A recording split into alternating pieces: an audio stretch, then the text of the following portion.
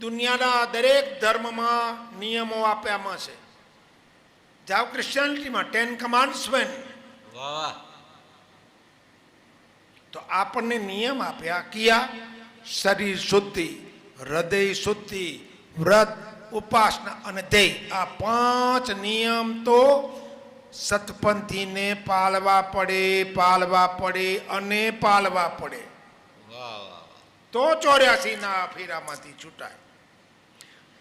તમે બધા છૂટવા આવ્યા કે અહીંયા રહેવું હોય છે કે મન થાર્યું પાછું અવતાર લેવાનું? હા કે ના તો જવાબ દો. અહીંયા ખજાવું હે? અહીંયા જ રહેનારા હે એટલે આ હોલમાં જ. 84 ના ચક્કરમાંથી છૂટવું તો પડશે અને છૂટવું તો પડશે. ખરો. નકા ગાયો ભેંસો કૂતરા બિલાડા જીવ જંતુ એ યોની તો તૈયાર પડી. અરે મનુષ્યમાં જુઓ ને તમે કેટલા સારા કર્મ કર્યા છે તો આપણને મનુષ્ય અવતાર તો મળ્યો પણ ભારત દેશમાં મળ્યો. વાહ. હા, દુનિયા આખી પડી છે, ખરો. આખી દુનિયા પડી છે. હું 55 વર્ષથી અમેરિકા છું ને 500 ને અમેરિકા મેં બોલાયા. એ બધાનું રાખીને હું પાછો અહીંયા શું કરા ખજાનો? ભારત દેશ ઋષિ મુનિઓનો દેશ છે. ભારત દેશ વિષ્ણુ ભગવાન આ 10 અવતારના કલ્કિનાલ ભગવાન આ દેશમાં આ ભારતમાં અવતાર લેશે. વિશ્વમાં કઈ ભગવાને અવતાર લીધા નથી. આઈ એમ ધ મેસેજર. ઈસુ ભગવાને શું કહ્યું? હું તમારો ભગવાન નથી, હું તો મારા ભગવાનનો સંદેશો દેવા હું સંત થઈને અવતર્યો છું. આપણે મચ્છા, કુર્મ, વ્યારા, નૃસિંહ, વામન, પરશુરામ, રામ, કૃષ્ણ, બુદ્ધ, કલ્કી નગર ભગવાન પણ ભારત દેશમાં અવતાર લેશે. તમારી જાતને ઓછા અંકોમાં ભારત દેશ ભલે ગરીબ છે પણ જે સંસ્કૃતિ છે ભારત દેશમાં, માતૃદેવો ભવ, પિતૃદેવો ભવ, આચાર્ય દેવો ભવ, અતિથિ દેવો ભવ, એ પરંપરા આપણા ભારતમાં છે, વિશ્વમાં ક્યાંય નથી.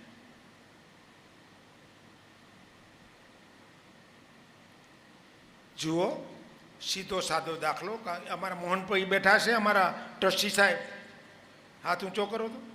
હા, ગુરુકુલ મને સોંપવામાં આવ્યું છે. સરસ સેવા આપે છે મોહનભાઈ ગુરુકુલમાં.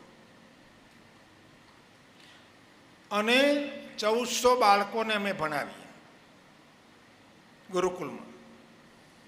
અહીંયા બાળકોને પાસ થવા માટે 35 માર્કની જરૂર પડે ને અમેરિકામાં આ જ બાળકો અમેરિકામાં ભણતા હોય ને તો 70 માર્કે પાસ થવાય.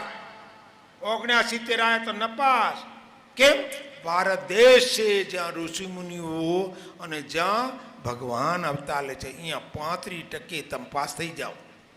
બોલો કેટલું બધું ડિસ્કાઉન્ટ દીધું? જબરજસ્ત ચઢાવો થાય અહીંયા. હા, તો 3% ચઢાવાય હાલે છે. બધું હાલે બાપા. હે 3% તો છૂટ ના દે પાછા. જુઓ તો ખરા, એ આ ભારત દેશમાં મળે, અમેરિકા ના મળે, યુરોપમાં ના મળે. એટલે 5 નિયમમાં પણ 35% જો આવી જશે ને તો પાસ તો થઈ જશું. મનુષ્ય અવતાર સાચું કેટલું સહેલું કરી દીધું આપણા સદગુરુ મહારાજે. જુઓ તો ખરા. અને એક નડે છે આળસ. કાલે કરીશ, કાલે કરીશ, કાલે કરીશ. કાલનું ચક્કર તો ફર્યા જ કરીશ. છૂટવાના 3 જ રસ્તા છે. 3 જ રસ્તા. એ બી તમને હું કહી દઉં. આ શાસ્ત્ર આધારિત, વેદ આધારિત. પહેલો નિયમ, જો તમને પ્રભુના દર્શન કરવા હોય, જો તમને છૂટવું હોય તો બળજબરીથી હું નથી કહેવા માંગતો. તમને છૂટવા આવ્યા હું હા કે ના, ને હાથ ઊંચા કરો તો મને ખબર તો પડે. આ જુઓ તો ખરા. ઓ હા તો બધા છૂટવા તે ક્યાં બધાણાઓ? માં સરસ બોલ્યા માયામાં. હે માયા કે છે હું તને ક્યાં બાંધું? માયા કે છે હું તને માનતી નથી. હા અને રામદાસ બાપુ એક સરસ લીટી ગાઈ અમારા કન છે અહીંયા. હા માત પિતા ભાઈ ભગીની, માત પિતા ભાઈ ભગીની અને ભામીની સૂત પરિવાર, આ સાત છે ઠગની ટોળી. ઓ આનું નામ માયા. માયા બરોબર. વાહ વાહ. એ માયા બની નાગણી, માયા ગણી નાગણી. અને પોતાના છોરો જ ખાય, એમાંથી જો નિસરે તો માં ફણીધર મણિધર થાય. માયા તમે કેને કહો છો? માયા તો ભગવાનની પત્ની, મહાપત્ની, મહાશક્તિ, એ તો આપણે એના બાળકો છીએ. એ માયાને માં કરીને વાપરો. આજે મા દાતાઓએ શું કર્યું? હોય માં કરીને જ વાપરીને. હોય. લક્ષ્મી છે માયા છે, હા મારી ક્યાં છે? વાહ વાહ. तो ईज माया.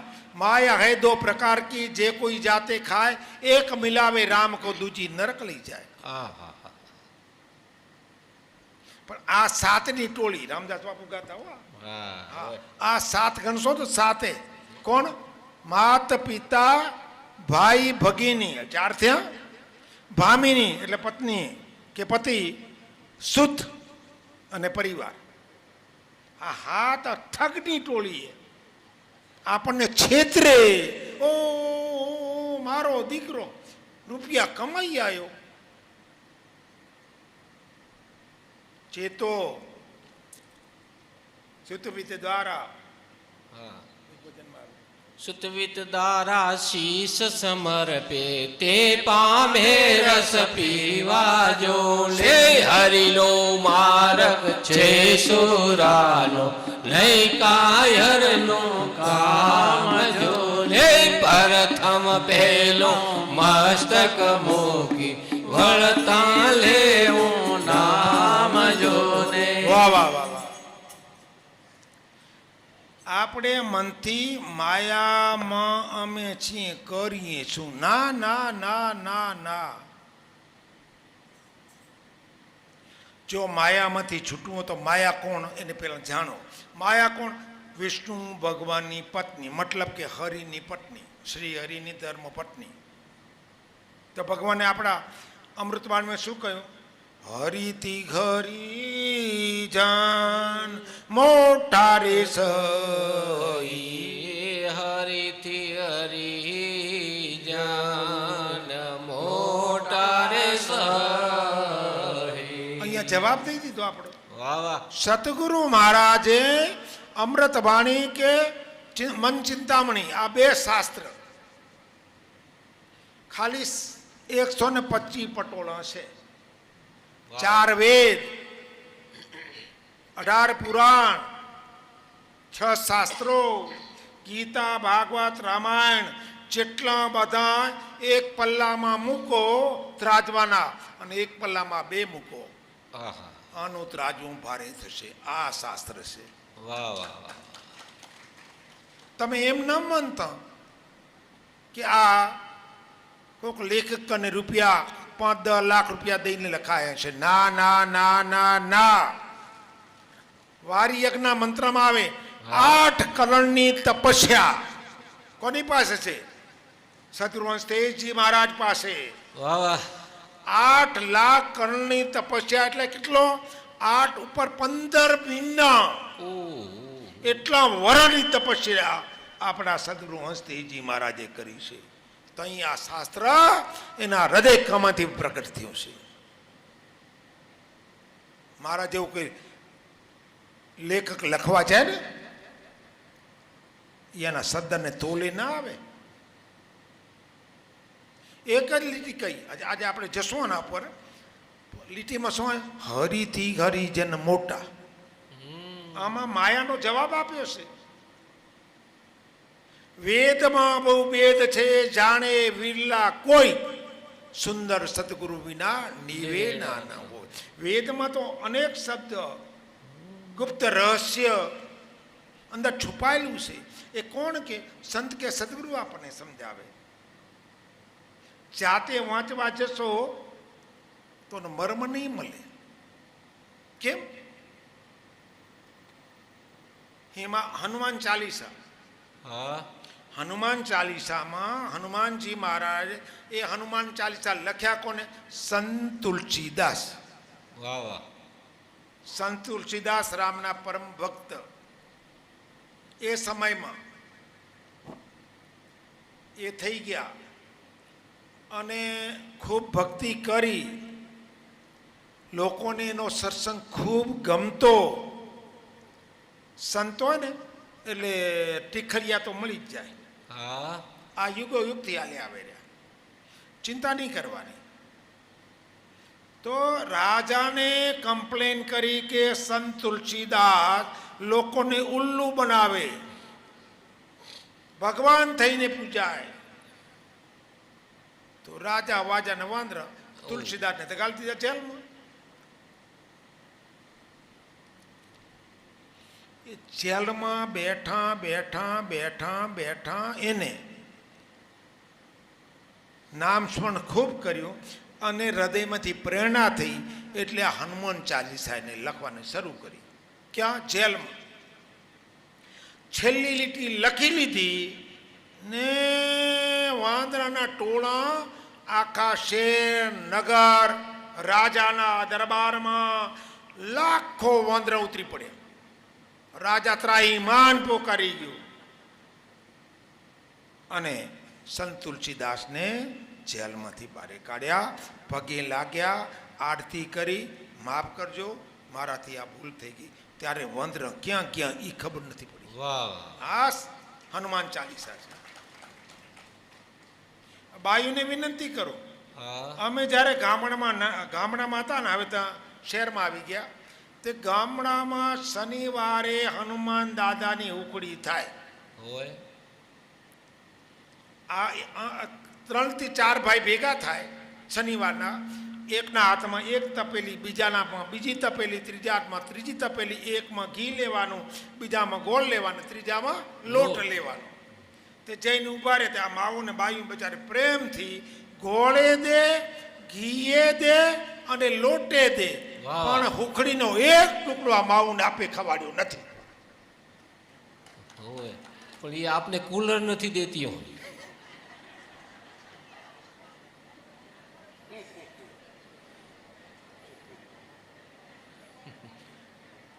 2 વર્ષ પહેલા વાહ વાહ.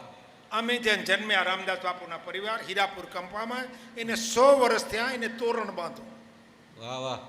એમાં મને આમત નથી દીધું. હું કયો ગામની નિયાણીઓએ હનુમાનજી મહારાજની મૂર્તિનો ખર્ચો અને પ્રાણ પ્રતિષ્ઠાનો બધો ખર્ચો આ નિયાણીઓ દીધો. તે મેં આ વાત કરી. મેં કહ્યું દીકરીઓને ધન્યવાદ, અમે તમને એક ટુકડો હુખડીનો નથી ખવડાયો, પણ છતાં તમે હનુમાન દાદાની પ્રાણ પ્રતિષ્ઠાનો બધો ખર્ચો તમે ઉપાડી લીધો. ધન્યવાદ માતાઓ, ધન્યવાદ. આ ત્યાગની મૂર્તિઓ છે. આપણે એવું ગાલી દીધું કે છોરીઓથી ન ખવાય. લ્યો.